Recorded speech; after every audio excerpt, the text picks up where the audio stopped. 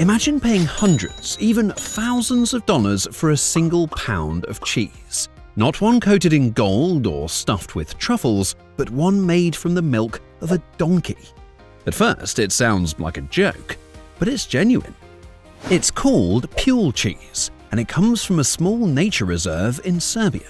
Often cited as the most expensive cheese in the world, Pule has captured global curiosity due to its price, rarity, and unexpected origin.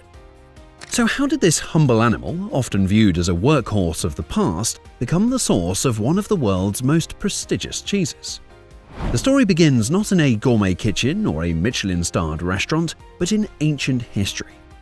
Donkey milk has been treasured for centuries. Cleopatra, the Egyptian queen renowned for her beauty, reportedly bathed in donkey milk to maintain her youthful appearance. Hippocrates, the father of Western medicine, recommended it for everything from fevers to fatigue. Its place in ancient wellness traditions is deeply rooted, and modern science backs some of those claims. Donkey milk is unusually high in vitamin C and lactose, while being low in fat and cholesterol. Its composition is even closer to human breast milk, making it gentle for digestion. In emergencies, it has even been used as a substitute when no other infant formula was available. But if it's so nutritious, why don't we see donkey milk everywhere? Donkeys are not natural dairy animals.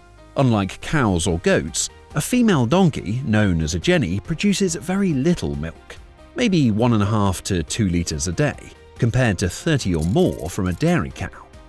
She'll only give milk after giving birth to a foal, and even then only for about 6 months. Worse still, she won't release her milk until her baby is close by. That's right, no foal, no milk. And forget about using machines. Milking a donkey must be done gently by hand 3 times a day. This creates a logistical nightmare. Even with a herd of donkeys, the yield is minuscule. To produce just 1 kilogram of cheese, a little over 2 pounds, you need 25 liters of donkey milk. That could take days, and the labor of over a dozen animals. So, knowing this, you might wonder, why would anyone even attempt to make cheese from such a difficult source? Well, that question leads us to the heart of the story. In 1997, Slobodan Simic, a Serbian conservationist and former zookeeper, founded the Zasavica Special Nature Reserve. His goal wasn't to make cheese, it was to save the endangered Balkan donkey. At the time, fewer than 1,000 of these animals remained. Over time, this reserve grew. With it came an unexpected surplus of milk, too much for the foals to drink, but not enough to sell commercially. Simic began using the milk to create novelty health products, soaps, creams, and even a milk-infused rakia, a local fruit brandy. But the idea of cheese lingered. It was considered nearly impossible. Donkey milk has far less casein than cow or goat milk, the protein responsible for curding and forming solid cheese. Without enough casein, milk won't coagulate, no matter how long you wait. Many experts dismissed the idea entirely, but Simic wasn't deterred. He partnered with Dr. Steven Marinkovic, a local food scientist, and together they began experimenting. After much trial and error, they found a solution, blending the donkey milk with a small amount of goat milk, roughly 40% goat to 60% donkey, and adding a customized bacterial culture to encourage coagulation. It worked. The curds formed, the whey separated, and a new cheese was born. They named it Pule, after the Serbian word for foal. Even with this breakthrough, production remained tiny. The Zasavica Reserve has about 200 donkeys, but only 20 or so jennies may be lactating at any given time. That results in just 50 to 70 kilograms of cheese per year, barely 110 to 150 pounds. To preserve its rarity and maintain sustainability, only a third of that is ever sold. Regulations also make it difficult to export, as many countries ban raw milk cheese imports. So, if you want to try Pule, you need to visit Serbia and the farm yourself. What does it taste like? Well, you might be surprised. Pule is white, crumbly, and simple in appearance. There's no extravagant presentation, no gold flakes or exotic herbs. Instead, it resembles feta or fresh goat cheese. but its flavor is something else: grassy, slightly nutty, and mildly salty. It has a sweet, tangy finish from the high lactose and low fat. Some say it reminds them of a strong manchego, but softer and more delicate. It pairs well with Serbian cured meats and a glass of rakia, Serbia's famous fruit brandy. So why is it so expensive?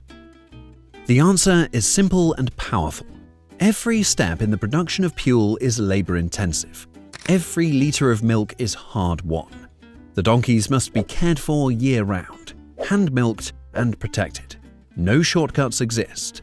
No machine can automate the work. On top of that, the cheese is produced by only one farm in the world. It's not just a dairy product. It's a story, a symbol, and a rare taste of a disappearing tradition. At its core, Pule represents innovation through conservation. It was born not from luxury, but from love for an overlooked animal. What began as an effort to protect endangered donkeys became a culinary icon.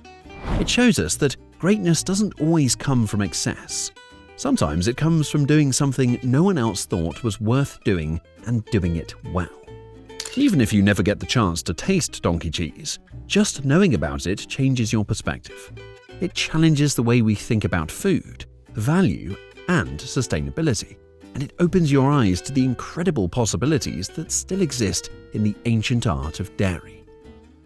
Let's take a moment to step back and ask why we are so drawn to rarity in food.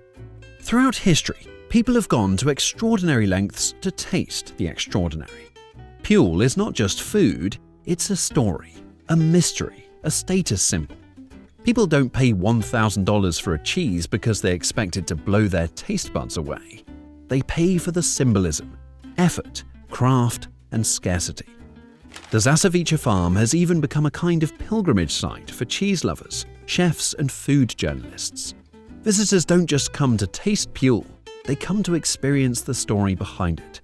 They tour the donkey reserve, meet the animals, watch the slow, precise milking process, and understand what it takes to make a single wedge of cheese. The production of Pule has created sustainable jobs in a rural area where employment opportunities were fading.